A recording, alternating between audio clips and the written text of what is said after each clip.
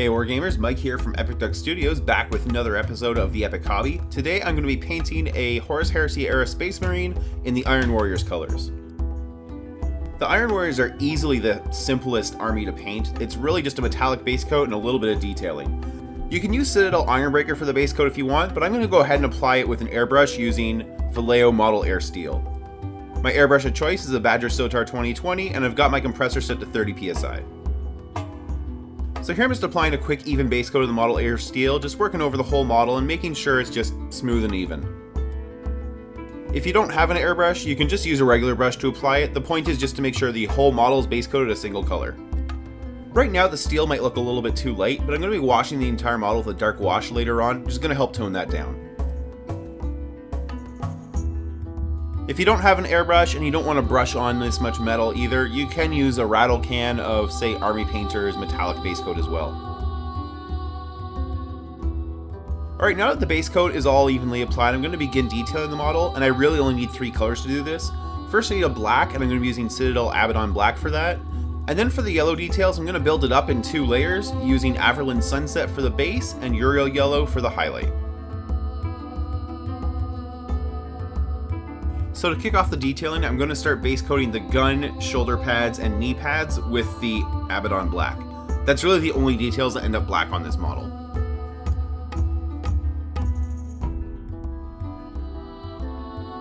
If you wanted to just add a little more variety to the model, you could pick out some parts of the backpack as well and introduce some black there.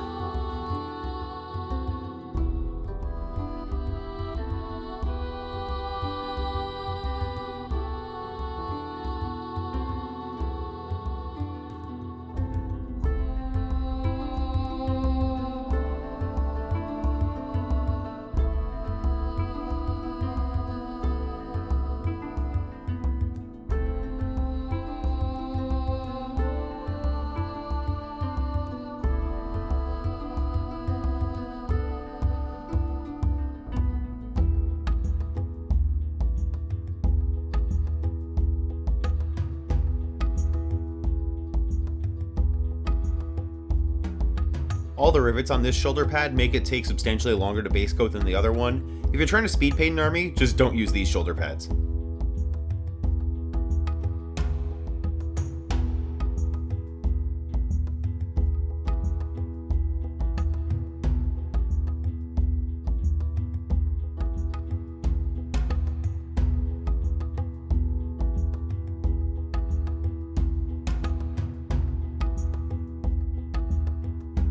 Now I'm going to use the Averland Sunset to start base coating in some hazard stripes, basically on the gun and the knee pads.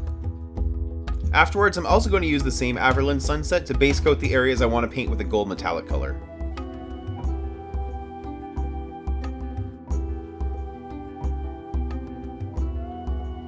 Hazard stripes are really awesome because they look very striking on a miniature, and they're also one of the easiest freehand details you can paint.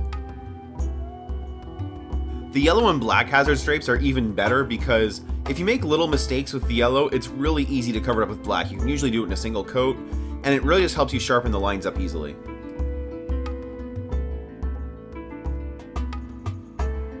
Because I'm putting a yellow over a black though, it's going to take 2 coats of the Averland Sunset to get a really nice crisp base coat. All hazard stripes really are evenly spaced diagonal lines, and it's really definitely one of the best freehand details to just kind of wet your whistle with if you're kind of new to freehanding. So here on the bolter body, one of the diagonal stripes ends up being right above where the bolter shells would be ejected, and so it's not even going to be so much of a diagonal stripe as it's just a little bit of a horizontal dash to kind of indicate that one's there. The first 2 are going to be full size, but you'll see what I mean with the third one here in a second.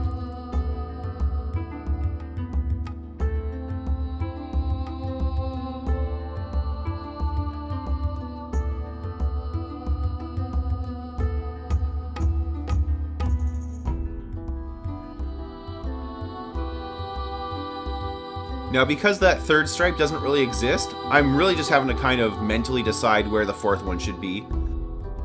It's not too hard because it's not like I had to skip a really wide area, but it could be more challenging on a bigger detail.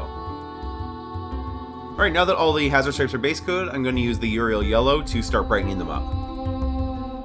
I'm going to be applying this somewhat like a highlight, where I focus more towards the top of each stripe and kind of towards the upper edge, so the sort of left facing side. Because almost the entire model is either a flat metallic or flat black, adding that extra little bit of emphasis to the diagonal yellow hazard stripes just makes them more interesting.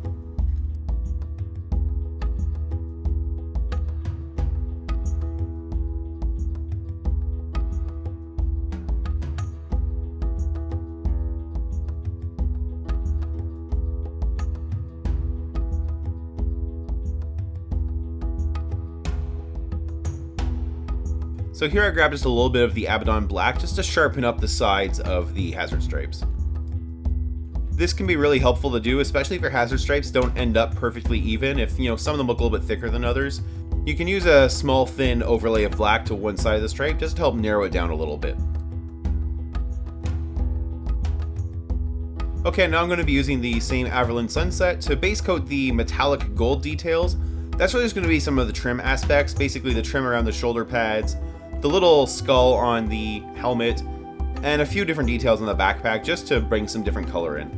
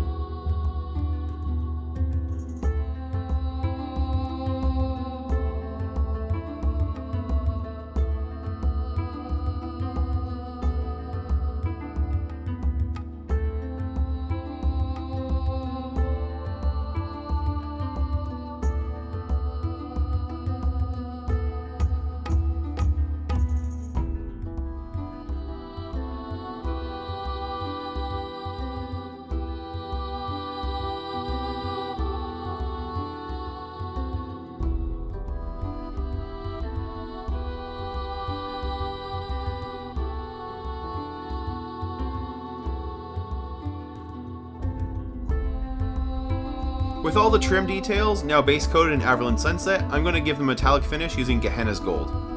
Averland Sunset is an absolutely fantastic base coat color for gold, and I really only need one coat coverage to go over it and make them have that metallic finish.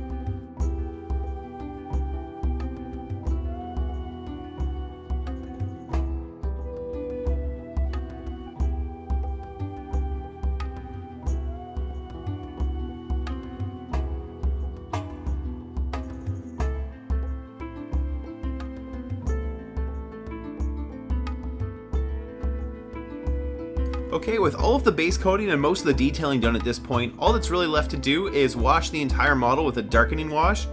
For this, I'm going to be mixing equal parts of Agrax Earthshade and Nuln Oil, and adding just a little bit of Lamian Medium to them just to thin it down, then mixing that all together and applying it evenly to the whole model. Now when I'm applying a wash to a whole model like this, I like to keep a spare brush nearby. This is what I usually refer to as my beater brush. It's a big bristled, just not really precise brush at all that has seen better days, and I use it to soak up extra wash if I find that it's kind of pooling or dripping somewhere. When applying this wash, it's important to really get into the crevices, especially around the shoulder pad, under the arms, and getting details like in behind the bolter and between the back and the backpack. I also want to make sure that I circle around every one of the rivets on his leg because I didn't paint black around them. So it is metal on metal there, and I want to add some differentiation between the two. And so by making sure that I evenly circle every single rivet with some of the wash, I make sure they do end up standing out when the job is done.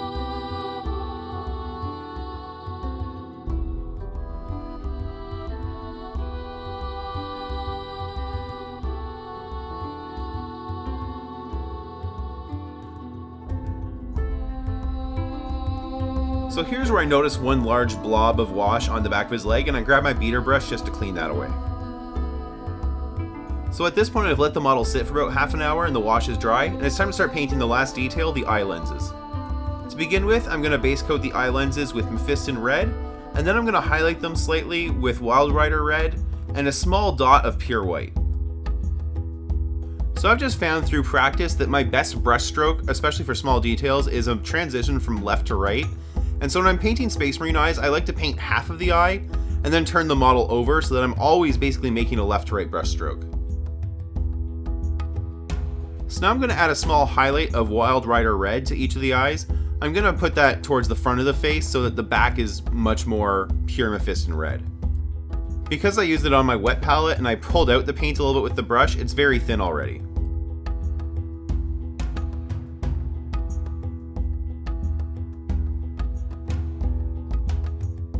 Now I'm going to add some small white dots using P3 Moro white. It's just the white I happen to have nearby.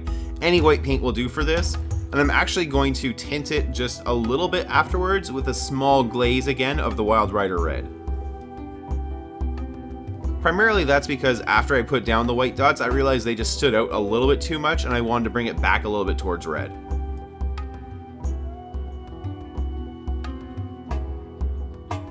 What I'm doing here right now is putting one small white dot towards the back of each eye lens as if the light had refracted, entering one side and kind of coming out the other.